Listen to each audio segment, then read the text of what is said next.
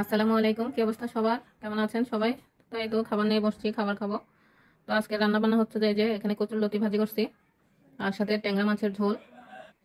এই যে ট্যাংরা মাছ ভাজি করছি টমেটো এবং পেঁয়াজ দিয়ে। অনেক মজার খাবার কিন্তু এগুলা, খুবই সিম্পল কিন্তু খেতে অনেক স্বাদ।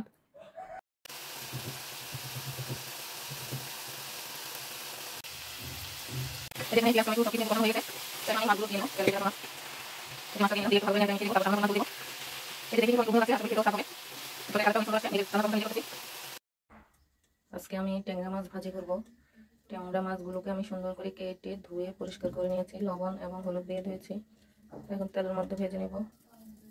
এই যে লবণ দিয়ে নিচ্ছি। এই প্রথম কিন্তু আমি ট্যাংরা মাছ কাটলাম, এই যে মেখে নিলাম। এখন আমি তেলে দিয়ে নেব।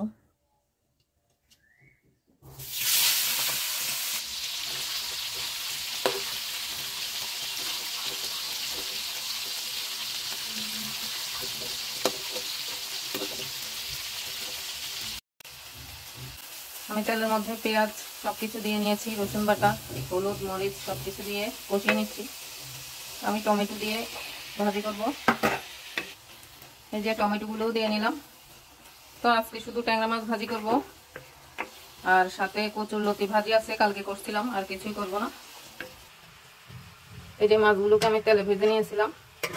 তো আমার ছেলে স্কুলে গেছি, স্কুলে যাওয়ার সময় তেলে ভেজে রেখে গেছিলাম। এখন রান্না করব। এই যে এখানে পেঁয়াজ টমেটো সবকিছু কিন্তু কষানো হয়ে গেছে। তো এখন আমি মাছগুলো দিয়ে নিব, তেলে ভেজে রাখা মাছ।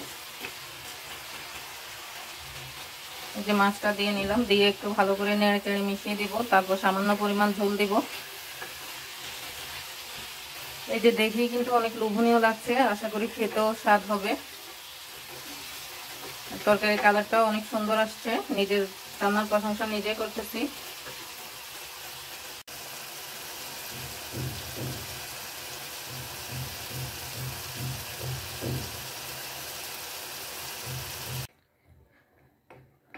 এই যে পানি দিয়ে নিলাম।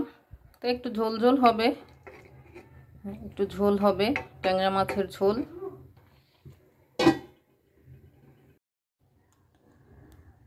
তো এই তো ট্যাংরা মাছ ভাজি হয়ে গেল আমার। দেখতেই মনে হচ্ছে অনেক স্বাদ হবে খেতে, কালারটাও ঠিক আসছে। তো সবাই ভালো থাকবেন, সবাইকে ধন্যবাদ। আল্লাহ হাফেজ সবাইকে। সবার ভালো থাকা কামনা করছি, আর সবাই সাপোর্ট করবেন, ভালোবাসা দিবেন।